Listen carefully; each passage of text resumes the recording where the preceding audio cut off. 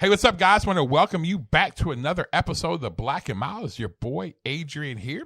And today I am joined, as always, by my illustrious co-host, the one and only Mr. Ira Schafel. Ira, what's happening, man? I'm good, Adrian. How you doing, man? I'm doing well. And someone who's now becoming Steady Eddie on the podcast, someone who's made our podcast look way better. So we got Ugly Corey out of here. You know what I'm saying? Ms. Bree Clark. Bree, what's happening? Not much. Happy to be here. Glad that you guys are all here today. Well, Bree, let the people know, as always, how they can connect with us. I think we got something a little special we're going to do today. Yeah, we're going to give a shout out to someone who's left us a review. So today we're going to shout out CA_Noel_Lifer on Apple Podcasts. They said they just found this, listened to episode 23 of season 1.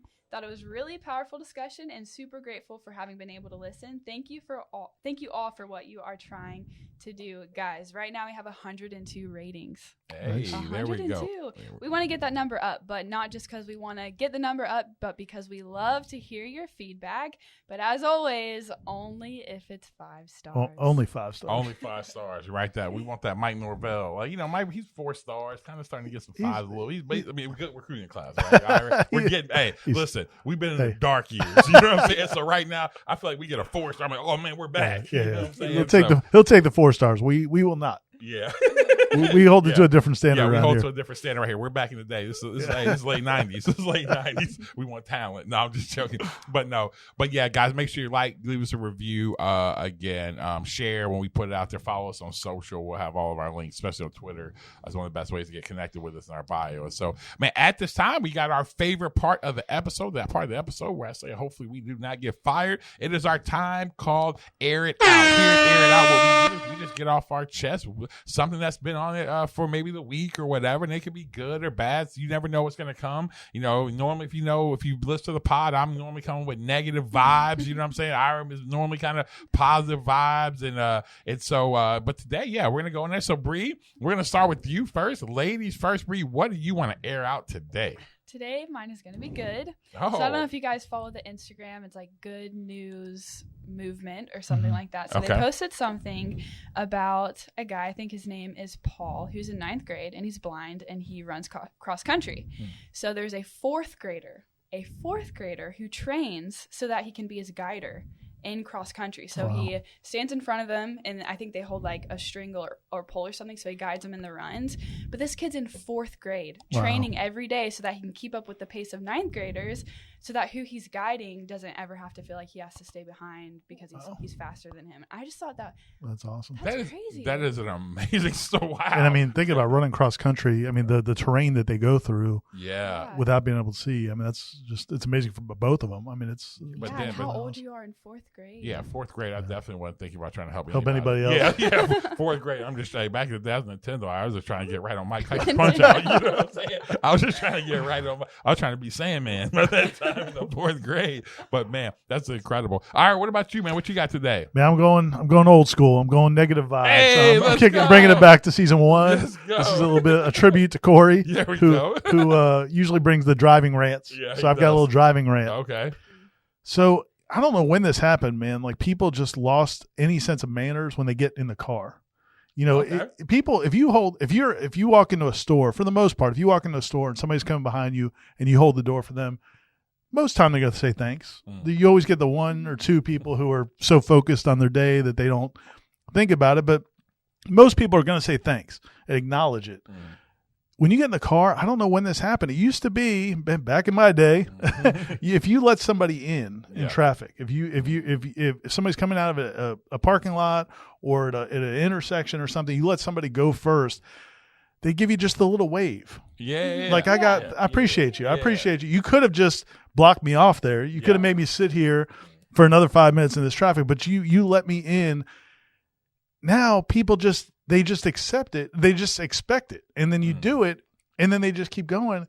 And dude, it turns my day. I go from being the nice guy to try to let somebody in to now, oh, that's how it is. Oh, yeah. You can't give me the wave. Just give me the wave. That's it. Man. It's like, man, just lift your hand up real yes, quick and you stand that's it. back. Just all your little yes, I'm with you, Ira. Cost I'm with you you, anything. Ira. It makes both of us feel better. It does. You're like, oh man, and you know it does, and it passes it along. Yes, it's because now all of a sudden what you just said, you're like, no, I ain't letting nobody in. No, nobody else is getting in. I don't care. And then it creates that bad attitude. You're like, no, ain't nobody else doing it. I ain't doing it. Exactly. So just the cycle just keeps on. Bring going. back the wave. Is all I'm saying. So everybody listen to Black and Mild. We're gonna say this in the Black and Mild community. If you are getting in, somebody lets you in, give them a wave. Just give them a wave. And there's another one. This is not my air it out, but I will say, if someone's letting you cross the street, man, put some giddy up in that step. Oh man, I'm with you on that. Put some giddy up in that step, dude. Listen, Yes. I was the other day. This has nothing to do with my air it out, but the other day I literally was going,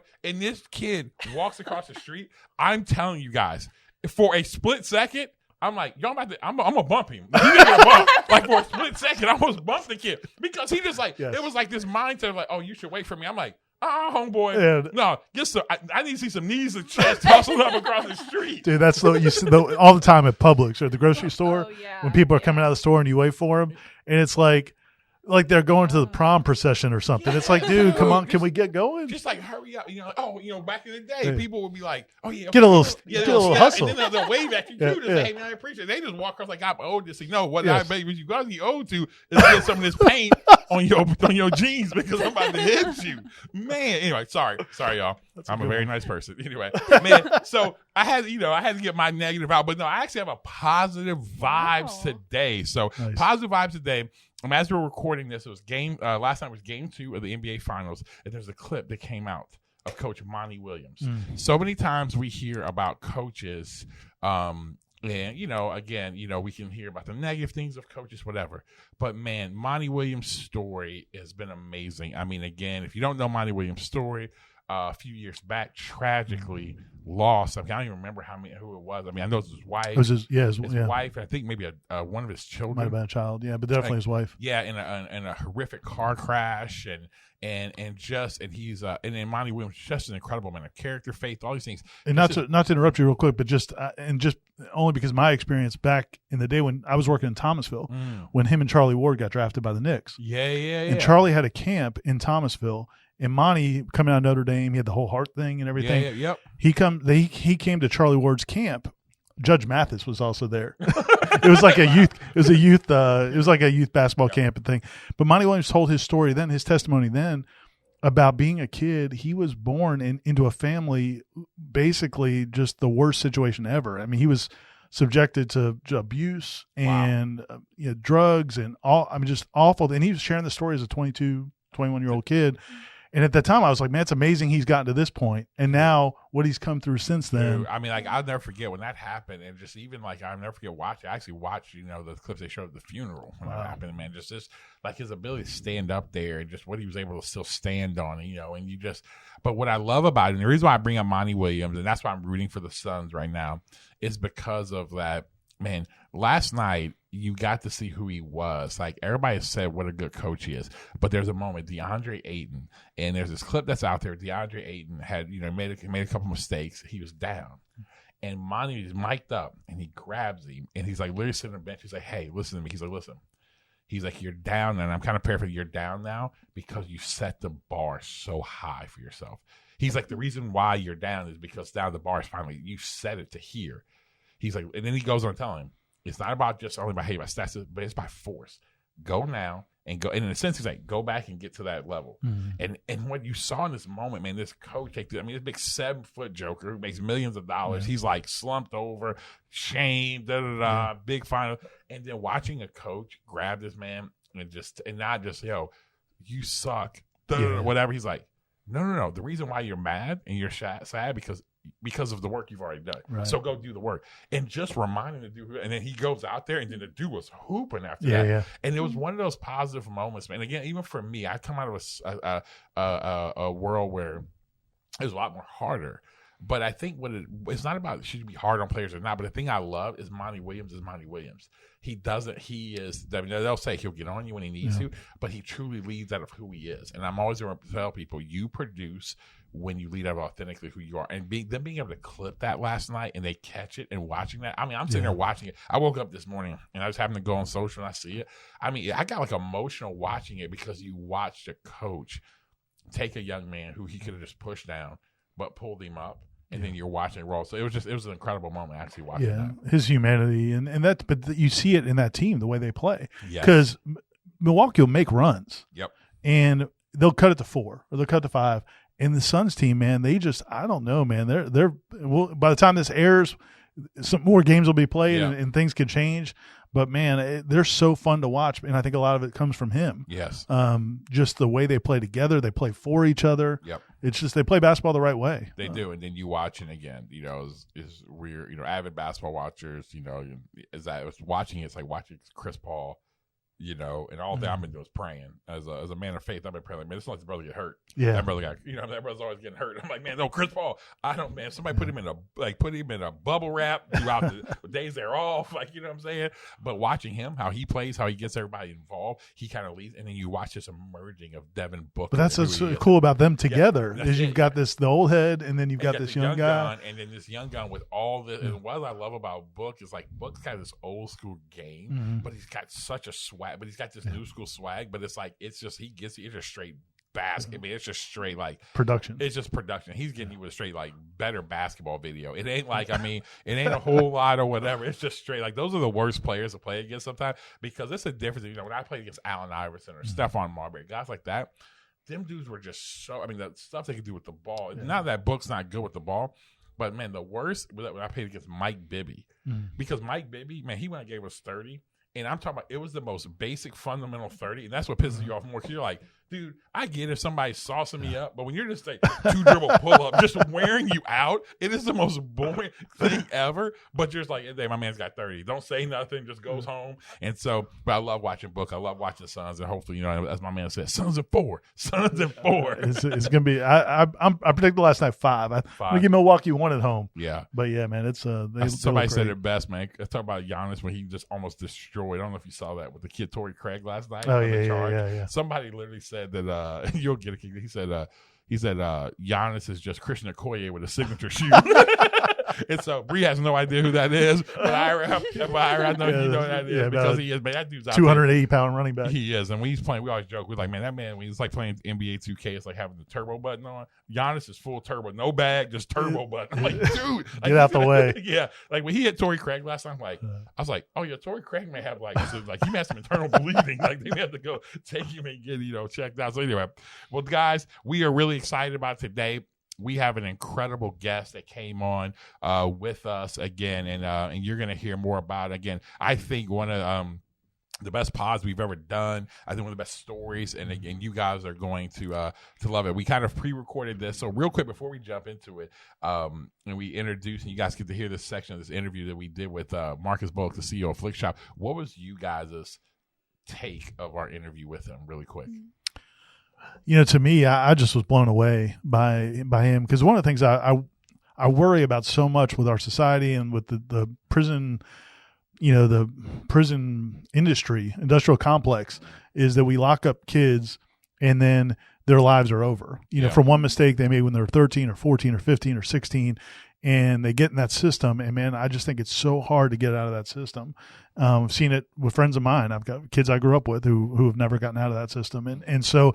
It's to hear somebody's story like that who not only got out, but then became a success in so many different ways, but continues to give back and find ways to help his community and just be, but you could tell it's just the beginning. Like that was the cool thing about the story is like, it's like when I came in here, I'm like, okay, this guy's accomplished all this. This is awesome.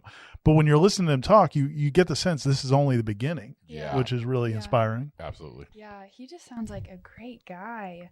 I think I was most encouraged by his ability to take the risk. So he got out and then he was kind of on his feet, and then he took a big risk doing something to help give back to those who are in similar circumstances that he was in. And I think that just takes a ton of courage. It takes a ton of courage. Oh, yeah. Yeah. For me, it's, and I tell people, sometimes people get this confused. And I think what I love, I am a person who is, live such a diverse life, empower people who don't look like me, all those things.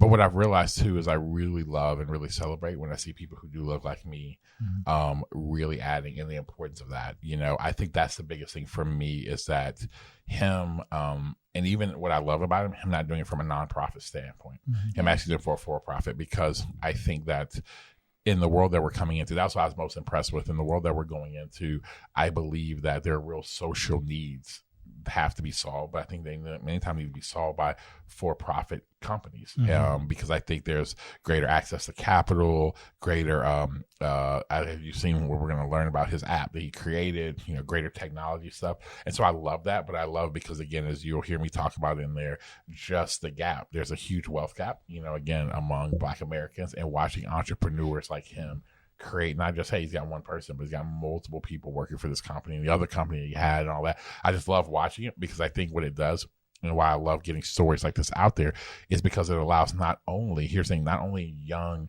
Black men and women and people of color to see stories, but actually it shows young white men and women of stories like that. That's the thing I'm loving to see now, is wanting to see the days where you're seeing young white men and women be inspired by Black men and women or people of color that aren't athletes or entertainers, but actually entrepreneurs and scientists and all that, to where they're like, oh, no. When you hear those stories of, you know, Johnny growing up on, you know, in a suburban neighborhood saying, hey, yeah, man, I was inspired by, I started this company because this dude named Marcus Bullock started this and da-da-da-da. And you're like, wow, you know, that's the stuff I love to hear and see. And so, guys, you're going to love this episode. We would love to hear your feedback, your take on this stuff, man. Let us know, follow up. And so, hey, here's this interview with Marcus Bullock, the CEO of Flikshop.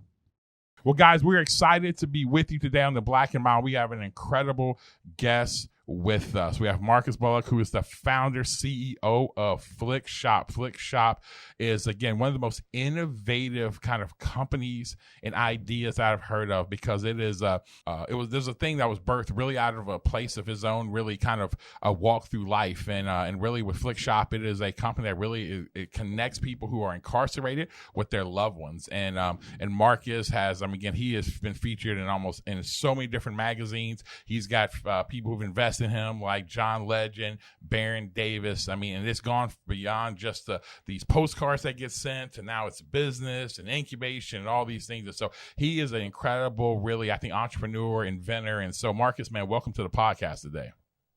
Thank you so much for having me. I'm super pumped to be able to be here. You know, it's interesting to hear people talk about you know, the journey that way and what we're building and the investments that we got on, because I promise you, like, the 5-second snippet that it took you to say that, it took us like years and years to build those relationships, but it's pretty cool, man. So, thank you so much for having me. Yeah, I think jumping right into it, man, like, again, because, you know, I could go through it and kind of tell a little bit of your story, but I always tell people, man, like, no one can tell their story, you know, no one can tell someone else's story as best as the person. And so, man, this idea of like kind of the really Flikshop, like you said, it's taken, you know, years, but man, it came through a lot of, pain, a lot of stuff. It hasn't been like, oh man, you just woke up, I'm an entrepreneur. That hadn't been your story. Your story has been a story that has been through a lot of ups and downs. So I think kind of tell the people a little bit, man, about your story, where you're from, and kind of like the evolution of kind of how you got to this place.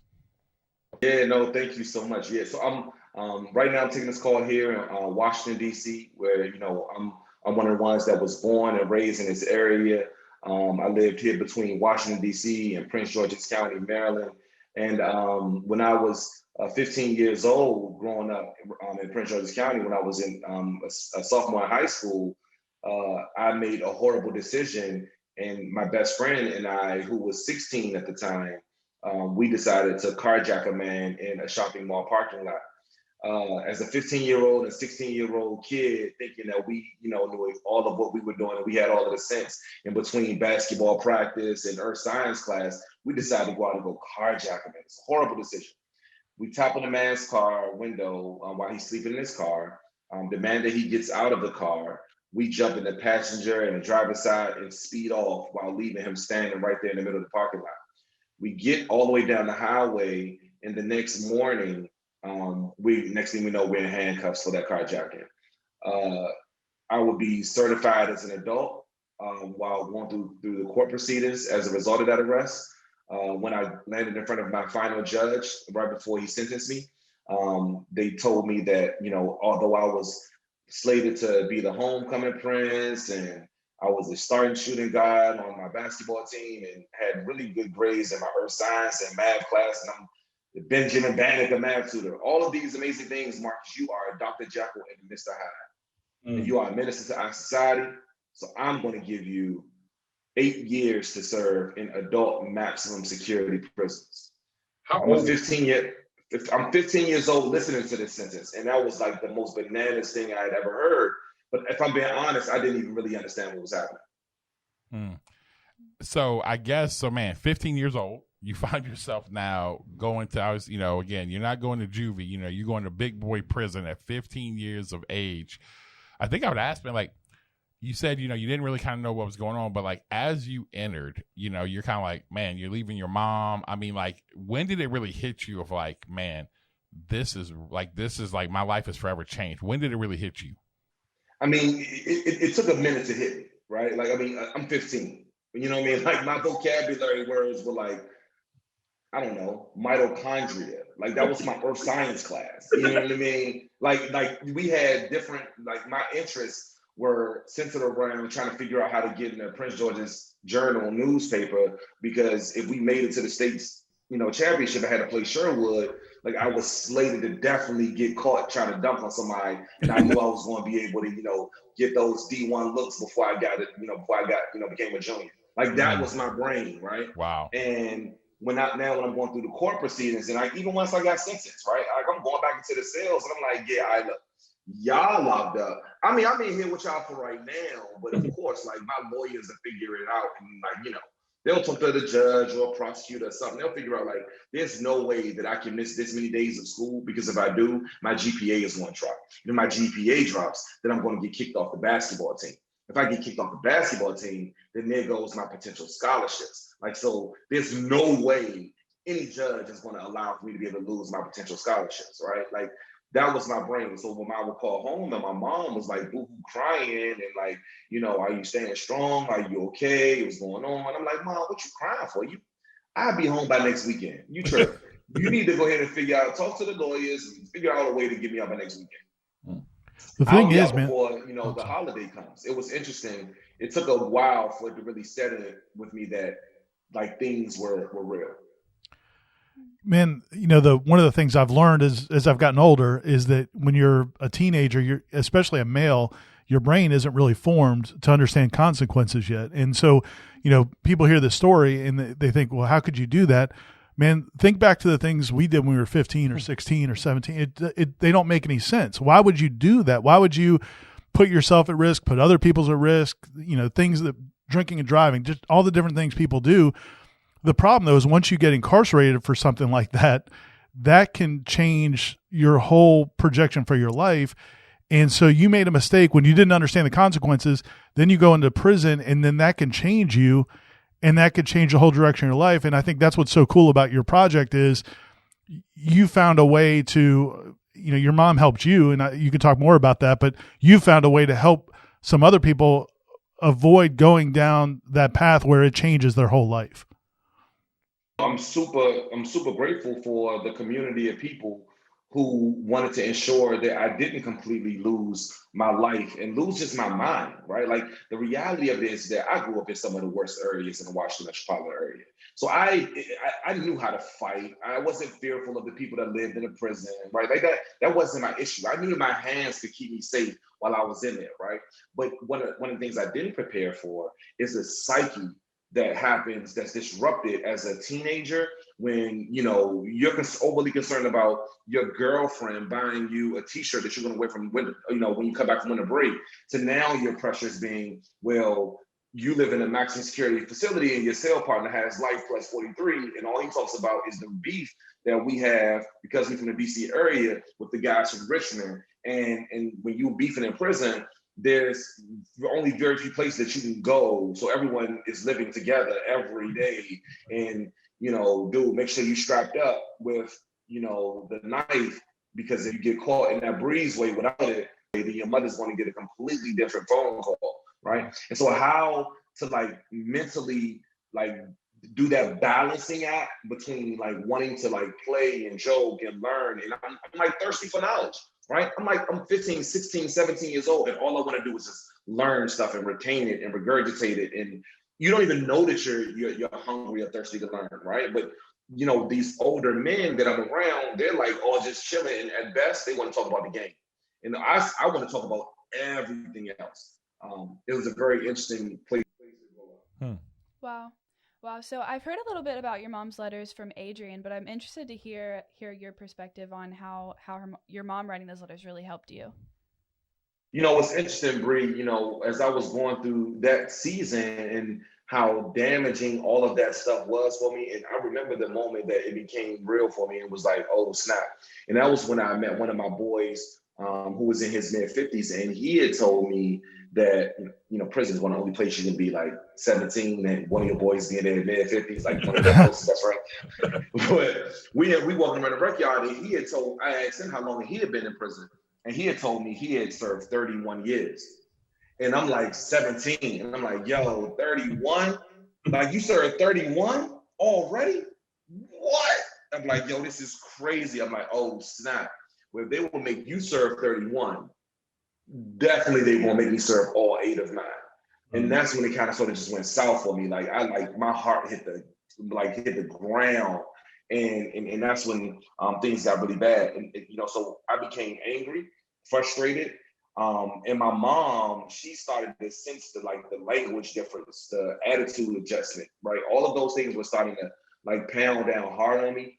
And you're talking about that psychological warfare that I had to play, it was just getting the best of me. And my mom started to see this, and she's like, dude, I'm going to come and see you. And I'm like, Mom, no, don't come and visit me. Like, look, stop coming to visit me. I'm not going to call you anymore. I'm not going to be writing you. Like, Mom, the beef that's going on here, I don't even want you to go through this. I don't want you to go through this. This is a horrible situation. I put myself in. I want to just leave me. Let me go ahead and start grieving now. Just start grieving now. Wow. And my mom, she came to visit me that very next weekend, and she's sitting across from me, and she's literally doing some straight black mama. Boy, have you lost your mind in the middle of the visiting room? Have you lost your mind? You done gone crazy if you didn't think I'm going to let you go to black culture. I mean, to this prison culture. This prison culture is not no, absolutely not, boy. You done lost your mind. And so I'm like, Mom, nah, you keep coming down here, you get patted down, they gotta run their fingers all up underneath your bra. This is invasive. I hate this. And she's like, look, there's no mistake that you can make that will prevent me from loving you and loving on you as hard as I possibly can. No matter what, I want you to know that there's life after this mistake. There's life after prison. And you still, no matter who you are my son and you're a son of God. And I want to make sure that you know that not only am I going to keep coming out here and visiting you, but I'm going to also write you letters. So I don't care all that stuff you talking, I'm still going to write you. And I'm going to send you a picture every single day from now until you come home.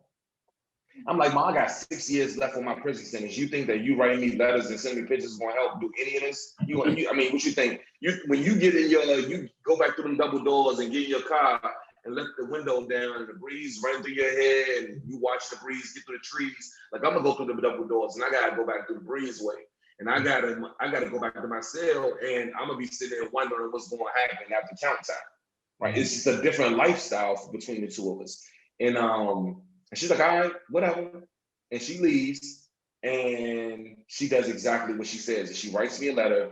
She sends me a picture every single day.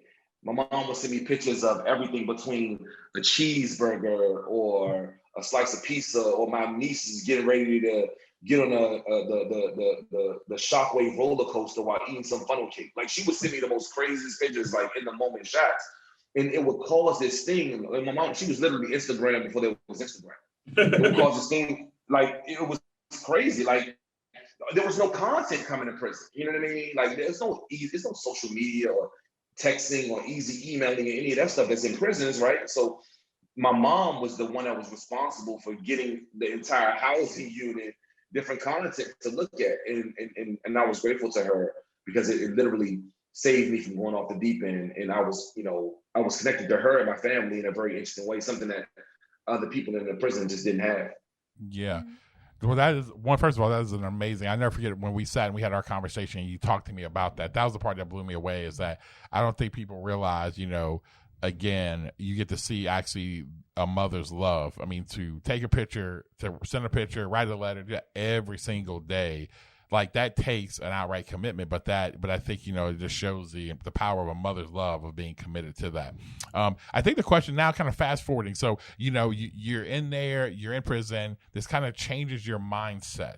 It kind of kept giving you, from what we've talked about, giving you a will to kind of like keep moving forward. Because I know prior to that, you were finding yourself, getting yourself in trouble and kind of extending things that were going on.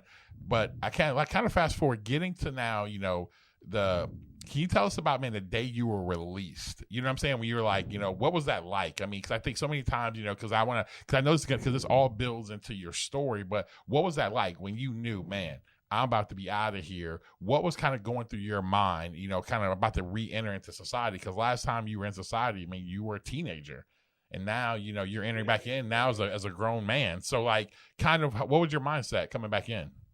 It was crazy, man. Because, like I said, I mean, my last birthday was my 15th birthday, right? Like I was just 14, you know what I mean? Then it was like 15. Then from that point, I celebrated 16th birthday, 17th birthday, 18th birthday, 19th birthday, 20th birthday, 21st birthday, 22nd birthday, 23rd birthday, like all of them in prison. Wow. And now I'm 23 years old. My last grade completed was the 9th grade. I haven't had an adult conversation with a woman ever in my life. My mother's never seen me walk across the stage except for my 6th grade graduation. My family members have no idea the man who I am now versus the kid who they remember before I left. I had a couple of family members who had passed away since I've been gone. And the entire DC was different. In fact, when I left, there was no internet. I came home, there was Google. It was a whole nother world. Like, it was bananas, you know what I mean? Like, I was like, yo, bro, when my mom came to pick me up on February 3rd, it was like a cold winter morning, and I get in the car and we're going through the stoplight, and on the other side of the light, I see a flash, and I'm like, what in the world was that? What's happening? Y'all see that flash? My mother's like, oh yeah, that's the cameras that they have. I'm like, yo, they got cameras and stoplights now?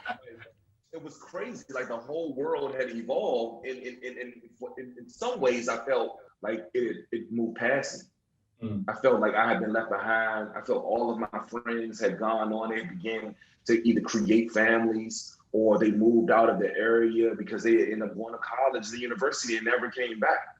I see there were people that like the neighborhoods where I grew up looked completely different and no one lived there anymore. It was a couple people that had like their grandmothers lived there, but like none of my friends were my friends any longer. And it's like a completely new world. And I had to be responsible for trying to explain to everyone where I had been for almost the last decade of my life. Trying to figure out how to navigate and find a job was almost impossible because I also had to check that box that said, have been convicted of a felony, yes or no? And having to check that box while doing a job search will beat you up, man, because it's like the world is moving fast. I don't know how to use these technologies. No one wants to hire me because I have a felony conviction. And the family dynamic is completely different since I've been gone. And trying to mentally now make the new adjustment to like leaving what became my old family, right? Because I grew up in these prisons, you know what I mean? So now like this new space, and I'm like, yo, this is crazy. Like this is a heck of a way to have to adjust. And eventually I landed on a job application though that gave me that restore some hope. Because this one job application, it still asked me had I been convicted of a felony, but it also had a comma within the last 7 years. Now I'm looking at the application, I'm like, oh snap. So I just served 8 years in prison. So no, I have not within the last 7 years. Absolutely not. You guys hire people that have been convicted of felonies within 7 years? Are there people out there like that? Oh, my goodness. Surely not me. No, not this one. And it was crazy because it was at a paint store that was like, yo, we only pay you this minimum wage job. But I'm like, bruh, sign me up, say less. I'm in there. You know what I mean? Like, I'm just super psyched to be able to have one win. Like I haven't experienced a win in almost a decade. You know what I mean? And so having that win, it just energized me. I felt like my whole life just was just better now. Like it was like a flower in bloom every day that I got up to go to work in the morning. And I was so excited. Like people was like walking to the paint store, like, bro, like, why are you so excited to mix paint? I'm like, yo, first of all, it's a lot of women that come in here and buy paint from us. And I get to ask all types of questions. I ain't had a real conversation with a female in years. And let me tell you something. This feels amazing. What you had for breakfast this morning? This is fascinating. Starbucks. Really? Tell me about this frappuccino that you speak of. Like, it was just crazy, right? It was a new world that I was in. And the customers that would come to the paint store, they was like, yo, I like this guy, right? He's so excited, so energetic. And they're like, Marcus, how much do you charge to paint kitchens? And I'm like, well, we don't paint kitchens. We sell you this blue paint so you can paint your own kitchen. Yeah. And the painters will come into the paint store and they were like, yo, bro, like this coming recession, you know, it's 2005, 2006, this housing market is going to, you know, everything's going to shift. No one's going to have jobs. And I'm like, what are you talking about? Like, Ms. Johnsons of the world come here every day and want to get their homes painted. How are you not staying at work? Mm-hmm. And I was like, yo, look, give me your number. I'm going to lock you in. Because I'm the next Ms. Johnson that comes in and asks me to paint their kitchen. I'm like, I surely do have somebody that can help paint your kitchen. Mm-hmm. And I would charge the same typical $250 to paint the kitchen, but I would ask a painter, would they be willing to do it for $200? Let me keep $50. They keep $200. Ms. Johnson gets a kitchen painter for $250. Everybody's happy, right? And I continue to do that over and over again. I became this conduit between the painters that were coming to the paint store and these other customers. And eventually, I was like, yo, this is a great opportunity for me. And I ended up quitting working at the paint store because I had now grown that brokering painting business into prospective painting contractors. And we were starting to take projects all over the Washington, D.C. area, growing a painting business. Wow, that's amazing, man. So did you, when you got out, were you like, I'm never going back? Or was that not the main fear or the main driving force? Other people saying, like asking me that or saying like, yo, you never, when you my mom, right? She's like, yo, I don't care what you do. I don't care how many jobs you apply for. They say, no, and I'm not. You can live here rent-free. You don't have to worry about nothing. Just don't go back. My grandmother, like, yo, don't hang around with them friends because they going, we don't want you to go back. Some of the old friends I had, like, look, make sure you do whatever you need to do, right? So everyone saying it was like, okay, yeah, I guess that's the goal, right? To not go back. But in my brain, this was like a thing like, yo, I ain't never going back. I have to say it. It was like one of those things like, yo, I breathe in the morning. Like if I wake up, I'm gonna breathe, right? If God puts that breath in my body, it's gonna be there. And so I felt the same way about not going back to prison. It was like, oh, that wasn't even an option. And so and the reality is I had the opportunities to be able to do the things that would accelerate that growth coming out of prison cell. I didn't have to wait for those jobs. I had friends that ensured that if I wanted to, they like to do. At 15 years old, you went and stood tall and did 8 years in prison and they snitch on nobody. Like we can definitely give you whatever kind of package you want to help get on your feet because we can trust you. And it's like then needing to walk away from that was like, bro, have you lost your mind? Like, dude, it's no in the world I'm gonna put my mother through another commissary, check that she got to write. There's no way in the world I'm putting my mother through another business. Nah, you bugging. Yeah. And the only reason I ask is because when you do come out and the opportunities are limited, because you have to fill out the form that says I committed, you found an opportunity, but I could see other guys that don't, men and women that don't find an opportunity that got to figure out a way. They got to figure out a way to make some money. They got to figure out a way to put some food on the table. And I think that's where it leads to more bad decisions. And I hate to jump ahead. I hope it's okay. But so when did you get the idea for Flikshop? It's interesting. Before we jump into that, I'll say, like, I agree with you. I mean, if you see the common denominator throughout my entire journey was like my friends and my family earlier before I got arrested. My boys when I was arrested, once I got into prison, and then my best friends when I was growing up with. My mom, they kept the letters, coming in. And then when I came home, my mom ensuring that I didn't have to have that pressure of like paying rent or buying groceries or, paying an electric bill. You got to put something on this table if you want to live here. I didn't have that kind of pressure, right? And so a lot of the people that, come home and they succumb to that kind of pressure, then it becomes inevitable. It was never about wanting to go back, right? Because they thought the same way I thought, right? But the reality is they got hungry that day, and it was like, yo, look, if I just bust this one move, because nobody's giving me this opportunity, it allowed me to be able to at least be able to eat or make sure that my family can eat. And then after this one move, that's it. I promise I ain't never gonna bust another move. I'm gonna get right back into the grind of trying to go look for a gig. I'm gonna get right back into the grind of trying to create this thing. And then that, I got told no 41 times. 41 times, right? And the most people, they don't have that luxury of being able to go the fourth time. You know what I mean? About the fifth or sixth time, they're like, look, clearly ain't nobody trying to give me a job, right? But I had the luxury, the privilege of staying in my mom's house that was in a safe environment. She wasn't tripping at all about the bread, about paying for anything to live there or any of the other utilities. So it allowed me to be able to grow. And after I continued to grow that construction business, which gave me the ability to be able to now travel the world, I was able to we landed on a project at BWI Airport. You know how transformative it is to be able to get a painting project from BWI Airport? Like any airport contract is enough to change somebody's life. And it definitely changed mine. It allowed me to now have the resources to go from being a job seeker to now a job giver, where, while I got 18 employees, the first 16 of them all had felony convictions that were just like me, because I knew that they were going to come to work just like I came to work every day, just grateful for a job and wanting to go out and go crush it and win every day. Being able to win that way and create this business over the next 3, 4, 5 years of my life after prison was amazing. My mom was able to retire from the government, right? I'm in this nice, fancy condo that I wanted to live in. I'm starting to, drive nice cars. Like, I'm vacationing across the world. And my best friends, the same ones who I grew up with, they were like calling home and they like, yo, bro, you on that job living your best life. Like, bro, like, dude, you gotta send pictures. Do you not remember when your mom used to send you photos when we were in here all together? Like, you gotta send pictures of this, of the Bahamas. You gotta send pictures of Spain. You about to get married. Who in the world figured out a way to trap you? Like, you gotta send me pictures of it, right? It was a whole thing. Like, everyone was remembering this guy who I used to be, and they're like, yo, your life is transforming and we want to see it.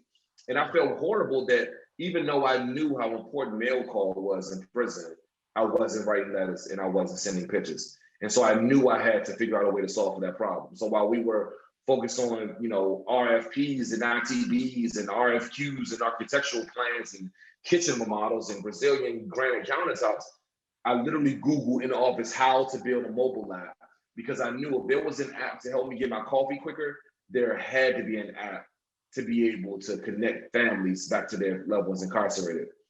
What we will land on later, a few months later, would be the genesis of what became Flikshop, and where we knew we would be able to connect people the same way that my mom did with me, allowing our users the ability to take a picture, add some quick text, press send, and for 99 cents, we take that picture and that text and print it on a real tangible postcard, and we ship it to any person in any cell anywhere in the country. It's amazing. Wow, that's awesome, guys! Did you hear that? Download Flikshop. Yeah, I know. So I'm interested to hear, did you or have you noticed any effects in those who don't receive postcards or didn't receive pictures in the way that you did? The majority of people that I was locked up with didn't receive pictures the way that I did, right? 1 week turns into 2 weeks, 2 weeks turns into 6 weeks, 6 weeks turns into, a year or two, and next thing you know, oh yeah, I got a cousin that's locked up. He's been locked up for a year or two, right? And you forget that your cousin is literally begging you to keep him a part of your life. And I understand that. I understood that after coming home and getting inside of the rat race and becoming too busy to write my friends, right? But when you sit in those cells and mail call is coming, it's tough to be able to see a CO walk past your door and that correctional officer doesn't give you any mail when he gives someone else mail, right? Not only does it it dampens your day, right? But it continues to prove to you over and over again that there's no one else on the outside that loves you. Even though, there could be a ton of people who care about you, right? It mail call signals to you and everyone else that someone does care about you. And you'll see people's spirits completely be deflated when they see that CEO walk past their door. Yeah. I want to kind of, now start diving a little bit into and just kind of open it up. One of the things that's interesting to me, and again, in the work that I do, working in corporate space with diversity, equity, inclusion, one of the biggest conversations I have with people is that, when you start talking about actually meeting real like needs, right? Societal needs and things that would seem to be like a social need, right? What can tend to happen is people says, well, I'll hear, CEOs and COOs on, well, we got to deliver, value back and revenue back to our shareholders or to investors or whatever, right? The thing about it for you started Flikshop. You started it as really it's a thing that you're doing is adding real value to meet a real need, but also it is a business that you are running that's led to other stuff. And so I think the thing for me is like, how have you reconciled that? Because so many times in our world today, it's really hard for people to think, oh, you can do a for-profit thing that meets real needs in society. Real like social needs, like, man, of getting people mail, getting them postcards, and it's now a viable business that you've run. Like, how have you reconciled that? Because a lot of times people many times don't they think they're at odds with each other. You know what I mean? So I kind of want to talk to you through that, because I know you talk to a lot of incubators and you work with a lot of spaces. So kind of how have you reconciled that? It's interesting. It's a great question. Because we have such a high social impact mission here at Flikshop, we lead with love. And every question that we have to answer in the company is, we ask ourselves, are we leading with love here, right? And so when we were thinking about what the revenue model was going to look like, we had to ask ourselves, are we leading with love, and what does that look like, right? And then when we first started, it was all about ensuring that we had a tool that people could access from their phones that was easy, that they can also use that was affordable, right? Because we knew that the prison phone rates and some of these tablet companies and email providers, they were like literally preying on the families. And then we started asking ourselves, as we continue to grow, how do we create the market messaging?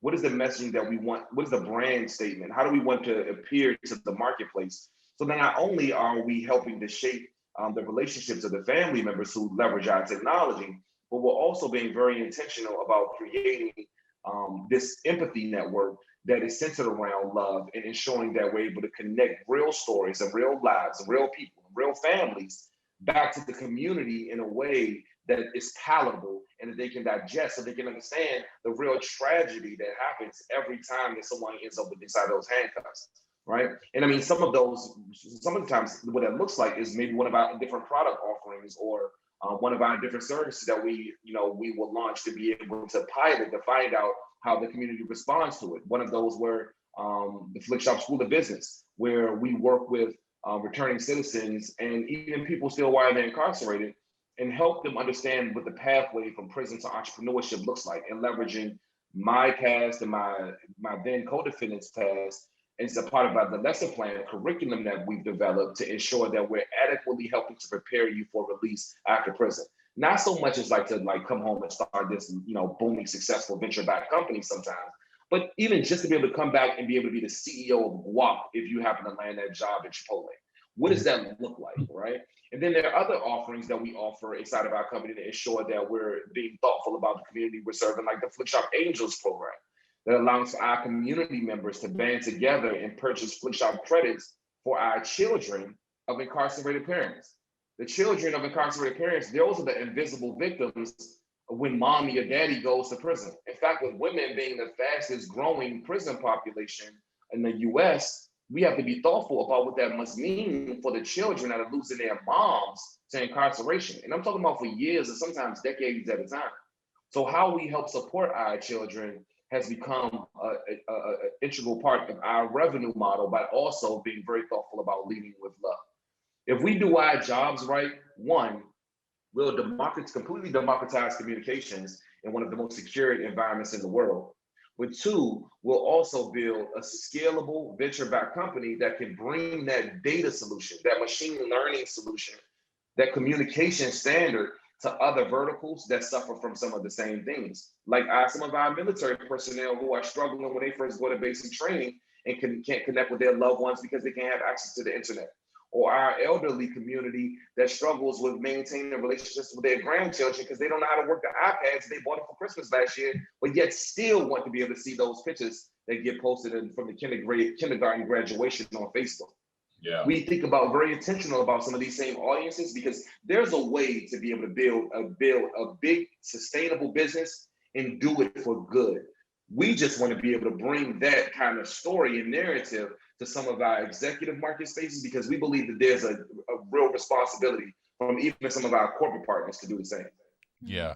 I want to kind of pin that because I think that's phenomenal because I think that, whenever I'm working with people, I says, man, in the space I'm in, I tell people, hey, right now, we had a reckoning in 2020 when it comes to this idea of race. And in that, it's like, man, they talk about if you're in the top 25% of, diverse companies, you outperform the market by 37%. If you're in the bottom 25, you underperform.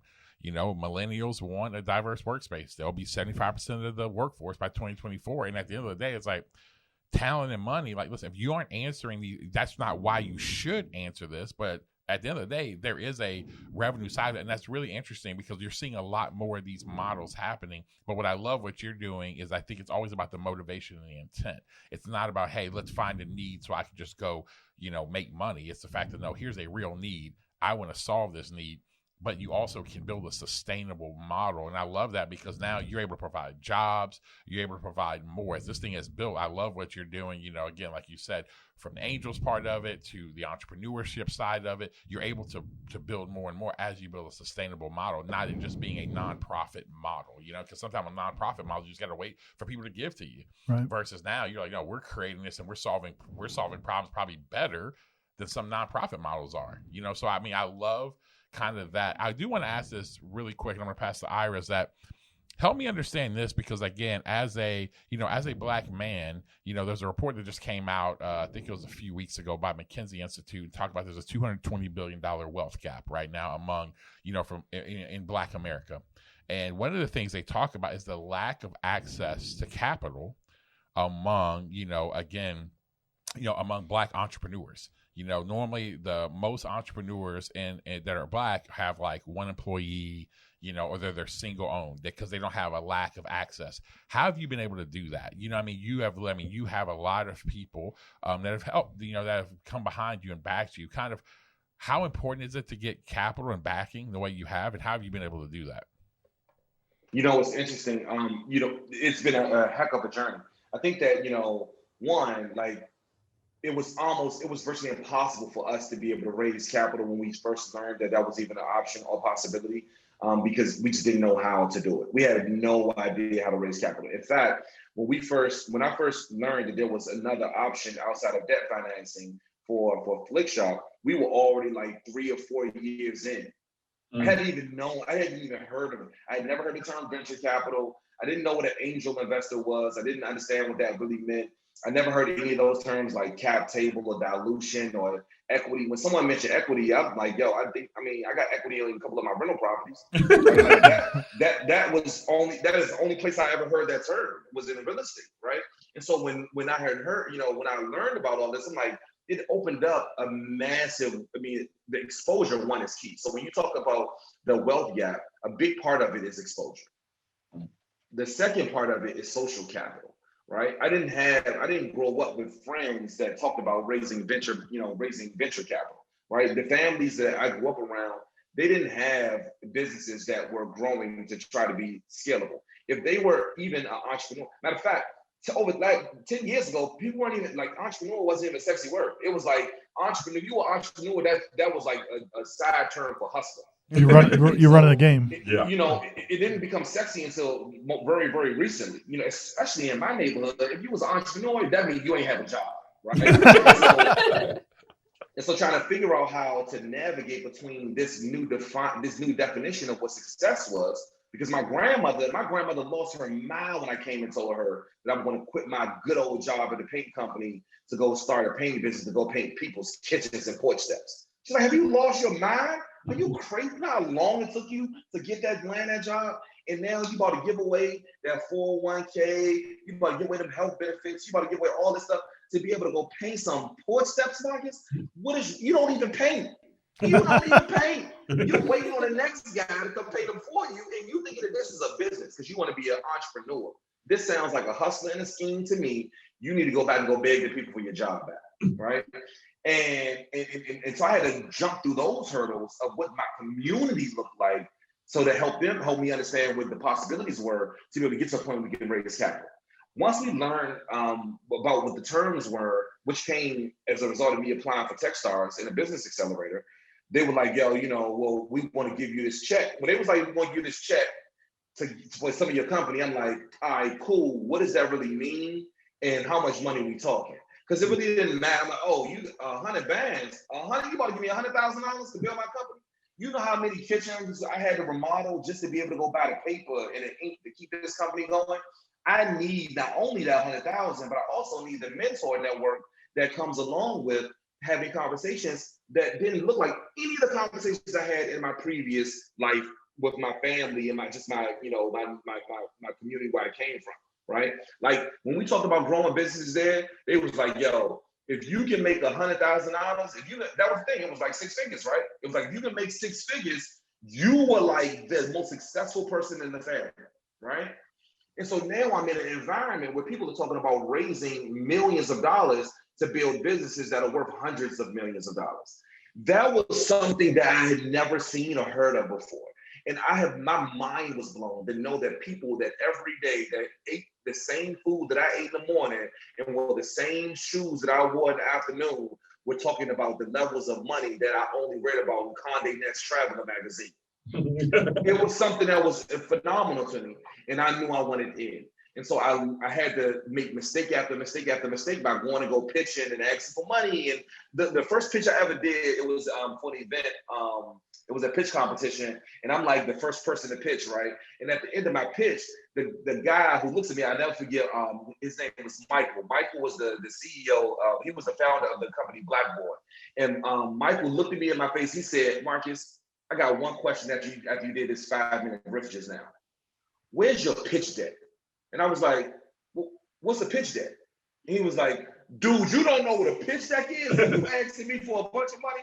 And I'm like, oh, I guess I need to go learn what a pitch deck was. So while he's asking me questions, I'm like Googling what a pitch deck is. And I'm like, oh, this is something I can't create right now. I got to wait till next one to create this. So let me just keep pushing through this, this conversation that we go through. And over time, over and over again, it helped me learn what the process needed to look like in order to be able to put myself in a position to now be fundable. Because that was the whole thing I had to learn as well. Like, there's a difference between having a business that sounded like a great idea and a business that was fundable. And I had to learn the distinguishing difference. And we were able to continue to leverage my construction company revenue to be able to help me build a company that would eventually become fundable, and where we were able to raise venture capital.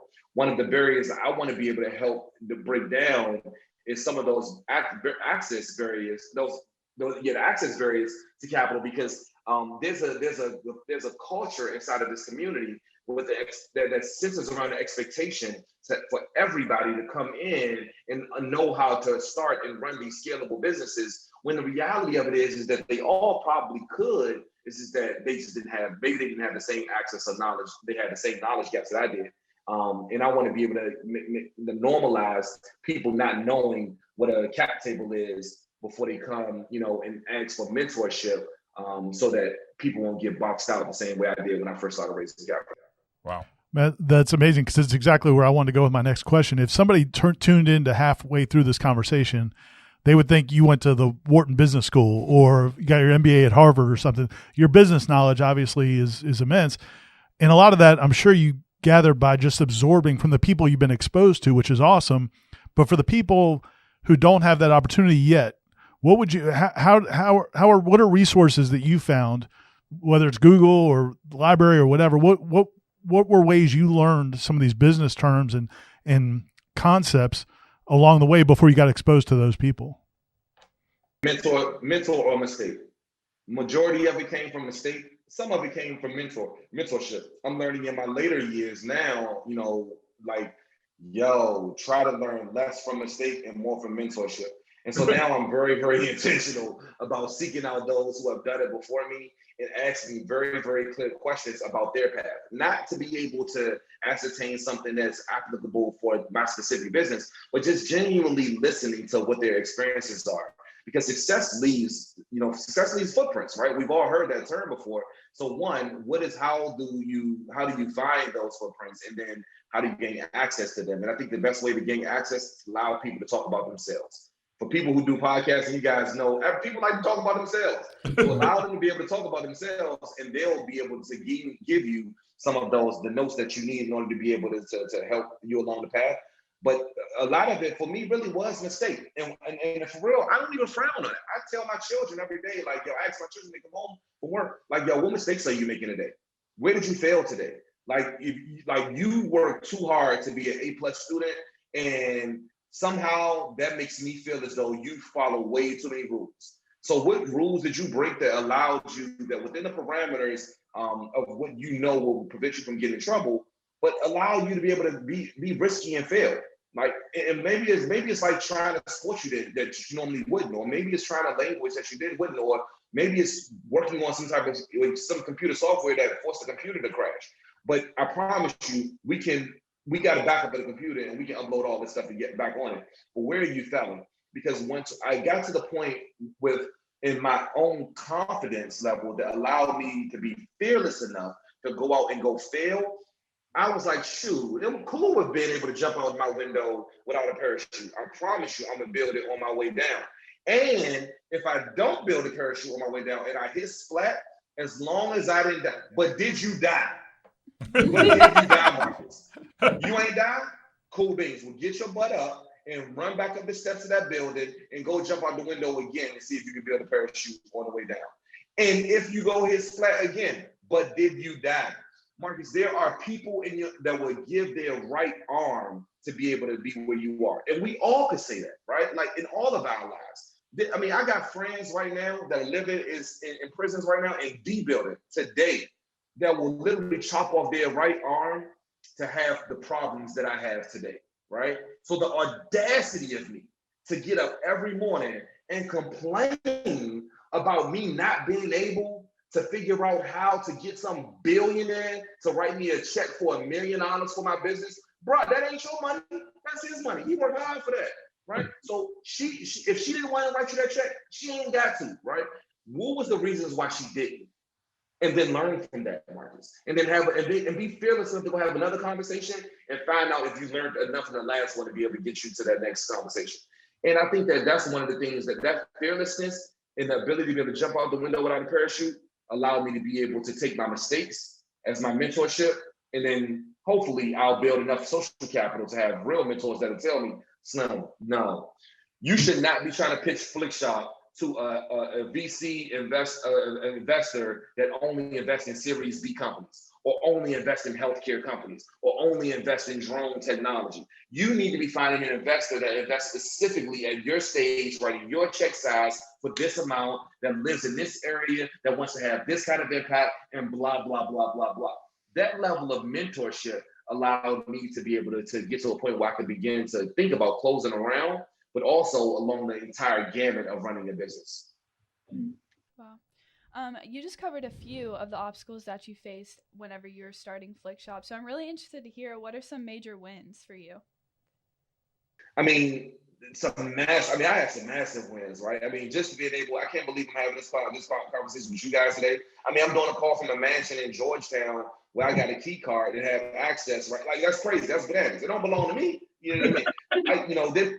John Legend uses my mobile app, right? Like, how dope is that? You know what I mean? I got celebrities that talk about using our technology. Some of the basketball players that I watch while I sell C12 talk about how investing in companies like mine are important. Those are massive wins. I was, someone put me on a plane and flew me out to Aspen Institute to be in Aspen, Colorado, and pitch on a stage in front of a bunch of folks and helping to reshape the conversations around stigma and people with felony convictions. That's a massive win. I was able to sign on to the bottom of bills that turned into legislation that led to the first step act that's giving access to people with felony convictions all around the country to employment in education. And that's something that I could have never dreamt about when I lived in CLC 12.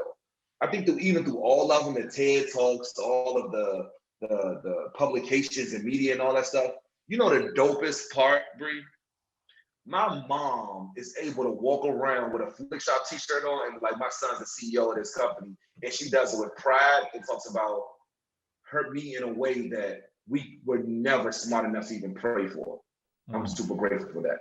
I was gonna ask you, man, what was her reaction when you first told her this idea and it actually got some traction?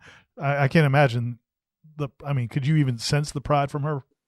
Yeah, she was like, "Boy, you stupid. Don't do it."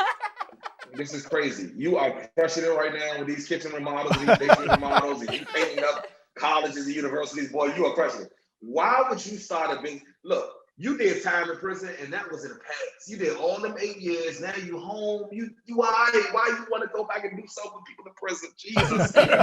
We did all this work to get you out of prison, and now you want to do something with prisons? Really, Marcus? Right? And so she was so totally against it, right? And mind you, I had never even told anyone that the last thing you want to tell somebody when you about to slide a $40,000 kitchen remodel proposal across their counter is that you just came home from prison a couple years ago, right? So like, I ain't tell nobody I had been in prison. So now with Flikshop, it was like opening up a can of worms that my mom didn't see as like something that was beneficial for me and our family. Over the years, she's obviously is growing her a little, and now today she's like, yeah, this is pretty dope. And now my mom is the relationship manager over at Flikshop. I'm like, look, you ain't even want me to start it now. No, awesome. I love that, and I love the fact that the fact that her story, gets told. One small little act that she did to just take care of her son. And what that birth, you know what I mean? I tell people all the time is that you never know that one little thing that you do because you feel like it's the right thing to do. It wasn't about her. It was about, man, I'm trying to save my son. I'm trying to save my son from not adding more years, and save my son for not getting himself killed while he's in there, and that little thing, how now it's literally that one act has birthed now I'd say Flikshop is not really a company to me. It is a company, but it's really a movement, because now, when you have a movements go, I tell people movements are things that don't have like ending. All of a sudden things just birth more out of it. Now it's gone from prisons, and like you said, how we are, then it's the elderly, and now it's going, me and you had our conversations like, man, you're trying to connect with HR to get people not just getting any type of job, but I love you because I love what you're doing. You're like, I'm trying to get these brothers coming out of prison. How we get them a Slack? How we get them a Salesforce? You ain't even trying to get them hey, we're trying to go to the Sherwin-Williams, which is all good, but you're like, no. And these tech come, and that's the part. It's become a movement, and so that one act of a movement from your mom. I always say this, is that movements. When you really create a movement, it just creates more movements from it. So that's the part I love the most, is that one act from your mother and that sacrifice and what that actually did and what it's really created. And so, hats off to her. Let her know. Again, I've never met her. Hopefully I get a chance to meet her. Tell her I appreciate, her doing that, because, man, it's really impacting the world. And so I love that. I just want to ask one more question. So you talked about the Angels program. How can people help with that? And that sounds amazing to help the kids out there. No, thank you so much, and I'm so grateful for the shout out to my mom. My mom is literally my hero. I'm so grateful for her for what she did and the investment that she made. I don't think that I could do anything consistently for 6 years straight and write me letters. Is like, only thing I've ever done for 6 years straight was time. Like, I never done anything, for 6 years straight, right? And so to having that commitment, that sacrifice was amazing. I'm grateful for her for that. For the Flikshop Angels program is really, really, really cool. It's one of the things I'm most excited about at our company. Our customers are able to visit us at flikshop.com, and at the top of the page, there's a link to click on that allows you to be able to read more about Flikshop Angels. The Flikshop Angels platform came and was birthed out of the investment that came from John Legend and the Bank of America team and New Profit, where they were able to give us a bunch of cash that we were able to use to build the technology to allow us to be able to help connect the community this way. The way that the technology works is, once you purchase a Flikshop gift card on the Flikshop website, as the Flikshop Angel, we give that gift card or the gift card code to one of the children that we help support that are part of one of the organizations that support children with incarcerated parents. The children with incarcerated parents they're like the invisible victims, right? Like these are the people that you don't hear about when someone goes to jail or commits a crime and you hear seeing them on the news, right? Their children that are left without a mom or a dad are like suffering as a result of it. And while they want to share that report card or they want to share those funny face selfies that they were taking on Snapchat using filters, they want to share that stuff with their parents the same way that they, want to share them, when your kids pick up your phone, right? The reality of it is their mom and their dad is incarcerated. Because of the Flikshop Angel Network, we're able to connect over 4,700 kids just this year alone, and people to their parents that are in these cells, right? And what I think about when I think about that number, one, it obviously represents 4,700 families is phenomenal. But when I think about like what the statistics say, the data says that children that have an incarcerated parent are more likely than any other child to become incarcerated themselves. But if we figure out a way to, one, keep the parent out of those cells once they come home, and we keep the relationship growing while they're there, we believe that they'll probably be less acceptable to that kind of sort of stigma or a stereotype that's going to be attached to them. And that's the numbers that's waiting around the corner for them to turn 15, 16, 17 years old. And so we are reliant on our Flikshop Angels to help us with that by purchasing those gift cards that start at $10 that we can give to children with incarcerated parents. Wow. Yeah, I love it. We'll make sure we link that up in our show notes. Last question is this, completely off. I want to know this because you are from the DMV. And so being from the DMV, here's a question I'd ask you. And if you can do this, give me I'll say 5 if you can do that, because there's so many. Give me your top 5 basketball players. People don't realize there is a rich tradition. One of the best basketball traditions in all of the country is right there in in that Baltimore, DC area. And so, again, especially where you're at Prince George's County, again, there was a whole, show that came out. Kevin Durant did it. He's from there and just highlights. He did the documentary, man, talking about PG's elite. He did. So I guess I'd ask you, who's your top 5? So it's interesting, right? Because my son and I, we go back and forth about this all the time. It's I'm torn between the top 5, like who would be the existing players, and then like players from the past. So I'm like, I can't get them stuck out of my brain. Like Vince Carter doing dunks like he did in the dunk contest. You can't not remember that, right? Yeah. So when I think about my top 5, right, I gotta go with my tops, right? So AI, he completely shifted culture. Right, yep. So he's literally one of my and not in any order. So nobody come for me later on. I don't want to see that on Twitter later on, right? So AI he's completely shifted culture. Michael Jordan was the number one. He was a player that I grew up in a generation where no one knew anything else but the best being MJ. Yep. Right. Kobe came much later, and Kobe completely reshaped how we thought about the possibilities of the NBA. It was like, holy crap, there could be someone else that can take the throne. That's amazing. Yeah. LeBron came in and completely added on to that legacy, and now it shifted, gave it an opportunity for other players that are like my new favorites, that I'm like the up and coming. Those up and coming are my favorite. So, and by the way, and see, now I'm cheating. See, this is the problem you get. Especially coming from here, right? Because KD is so number one. So by the way, KD is my number one current favorite basketball player. He's my number one, my favorite basketball player. I love the way that he balls. I love his vibe. I love his energy. I love his interviews off court. Like I'm like, this dude. I love this dude's vibe and energy. Right, so he's my favorite basketball player. But then you got exciting players. I know I'm making it number 6. Good, go for it. Exciting players that are shifting it for me, like Ja Morant. Like Ja is like he's so explosive in the open court that I'm like, I'd be pressed to watch them ball just to watch him ball. You got people like Devin Booker that's like the quiet assassins. That's my guy now. That's my guy right now. How you not like now? He's like he's made such a heck of a name for himself this year that you like, dude, like he is crushing. You got CP3 that I'm just like I'm watching him on camera crying like I want CP3 to get a ring. CP3 get a ring. That's the only thing you got to get a ring. Yeah. Right? So anyway, I'm sorry I didn't stick to 5. It's an old NBA. It's a new NBA now. You know what I mean? So it's hard. Yeah. Nope. I love it. I love that. And yeah, when you talk about all from the you know, and again, the reason why I wanted to ask you that is coming from such a rich basketball tradition. Again, you got to see it growing up. You know what I mean? Again, I could go through the whole thing and ask you what would be your top 10 just in PG County because of literally the level of players that have been produced out of there. But again, all the guys you talk about, and I think it's always those things I tell people. As I get older, you know, everyone argues LeBron, Kobe, you know, Mike, all this, and I'm just like, I've kind of got to a place where I don't even want to get in an argument anymore because what you end up doing is I find myself so much. I'm from Akron, so yeah, there's parts of me I want to go for LeBron, but I grew up. I'm a Jordan guy, right? So I can't.